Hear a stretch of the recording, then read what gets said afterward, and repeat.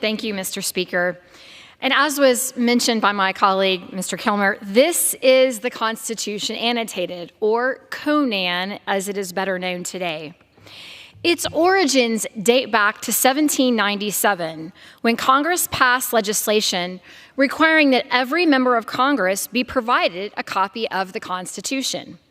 These copies were then expanded to include Supreme Court case citations so that members could see which clauses of the Constitution the court used to decide those cases. But as the number of citations grew, members became frustrated with the new format.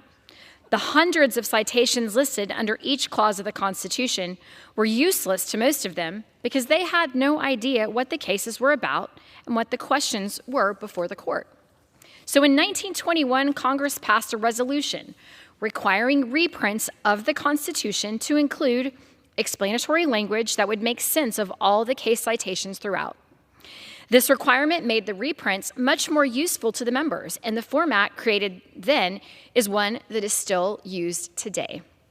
Initially, Conan was printed every 10 years or so, but by 1970, members began to complain that it was outdated almost as soon as it was printed. They addressed this by passing a resolution requiring that a paper-bound supplement to Conan be printed every 2 years, in addition to printing the hardbound version of the Conan every 10. And since 1972, that's what we've done. Print a hardbound version of Conan every 10 years and a paper-bound supplement every 2. Conan obviously has a rich history dating back over 2 centuries. The Constitution provides the framework for our government, and understanding that framework and how the Supreme Court has applied it to its decisions over the years is as essential today as it was over 200 years ago. Nothing about H.R. 7592 erases or changes this important history. In fact, the legislative history of Conan makes it clear that Congress has consistently prioritized up-to-date interpretation and analysis of court cases, and this resolution honors that long-standing tradition. Today, people rely on digital sources for the most up-to-date information.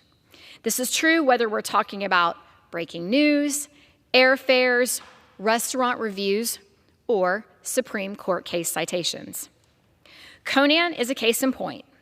According to the GPO, the number of print copies of Conan requested in 2012 by the House, Senate, and Joint Committee on Printing was just over 1,000.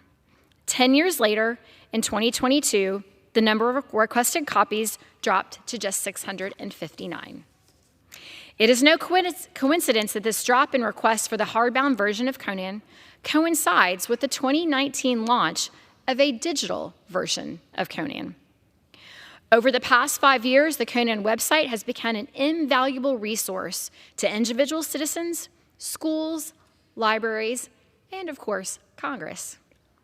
The user-friendly site has received more than 28 million visits ever since it was created and features hundreds of pages of constitutional analysis and content. The site is publicly accessible, easy to search, provides links to Supreme Court decisions, and, perhaps most importantly, it's updated in real time by CRS. All of this raises the question of why are we wasting taxpayer dollars printing this giant hardcover version of Conan along with paper-bound supplements when a superior digital version already exists. According to the CBO, replacing this version of Conan with the digital would reduce the Library of Congress's operating costs by millions over the next few years. Eliminating the print requirement will also eliminate inefficient use of CRS staff time. In addition to uploading the online version of Conan in real time, CRS staff have to spend countless hours formatting and paginating the print version of Conan. A more efficient CRS ultimately benefits Congress and, in turn, our constituents.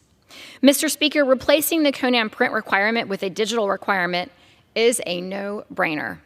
The digital version provides members and other users with the most up-to-date information and analysis available at a significant cost savings for taxpayers.